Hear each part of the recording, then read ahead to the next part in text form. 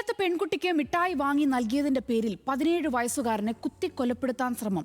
പെൺകുട്ടിയുടെ ബന്ധുക്കളായ ഷോൺ, ഷിനോ എന്നിവർ ചേർന്നാണ് ആക്രമിച്ചത്. വാരിയെല്ലിന് കുത്തേറ്റ കുട്ടി ഗുരുതരാവസ്ഥയിൽ ചികിത്സയിലാണ്. പുനലൂരിൽ 500 രൂപ മോഷണം പോയെന്ന പരാതിയിൽ 12 വയസ്സുകാരനെ തലകീഴായി കെട്ടിത്തൂക്കി മർദ്ദിച്ചു. ലിവിംഗ് വാട്ടർ എന്ന സ്ഥാപനത്തിലെ വാർഡനും പാചകക്കാരനും ചേർന്നാണ് കുട്ടിയെ മർദ്ദിച്ചത്. കൊല്ലത്ത് ഇരു സംഭവങ്ങളിലായി 2 കുട്ടികളാണ് അതിക്രമത്തിന് ഇരയായത്. കിളിക്കൊല്ലൂരിൽ സഹോദരിക്ക് മിഠായി വാങ്ങി നൽകിയതിന്റെ പേരിലാണ് 16-കാരൻ ക്രൂരമർദ്ദനത്തിന് ഇരയായത്. വീട്ടിൽ ഉറങ്ങിക്കിടന്ന 16-കാരനെ വീടിന് പുറത്തെത്തിച്ച് പെൺകുട്ടിയുടെ ബന്ധുവാണ് ക്രൂരമായി ആക്രമിച്ചത്.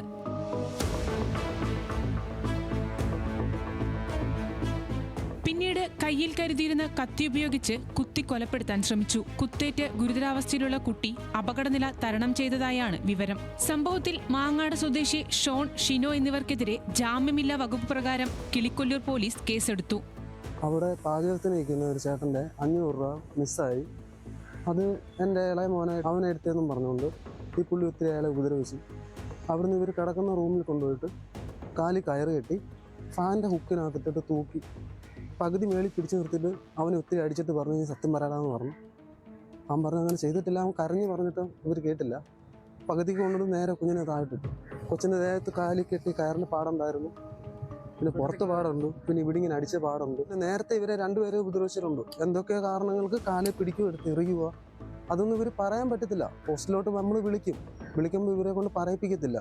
പറഞ്ഞാലും ഇവർ പറഞ്ഞ് നീയൊക്കെ പോയിട്ട് ഇനി വാ, അന്നേരം ബാക്കി തരാമെന്ന് പറഞ്ഞു.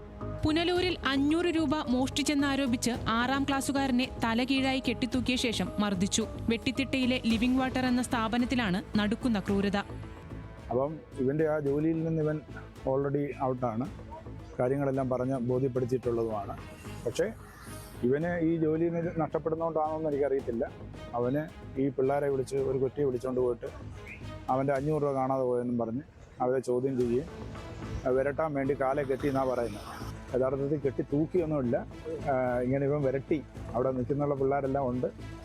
അങ്ങനെ ഒരു വലിയൊരു സംഭവമായിട്ട് പിള്ളേർ പേടിക്കത്തക്കനല്ല. പിള്ളേർക്കൊരു ഭയം ഉണ്ടായി. അതാണ് അപ്പനോട് റിപ്പോർട്ട് ചെയ്തത്. പിന്നെ അവർ ചോദിച്ചു കഴിഞ്ഞപ്പോഴത്തേക്ക് ഇവർ ഈ നിലയിലായി, പിന്നെ കേസ് കൊടുത്ത് ഈ നിലയിലായി എന്നുള്ളതാണ് കാര്യം.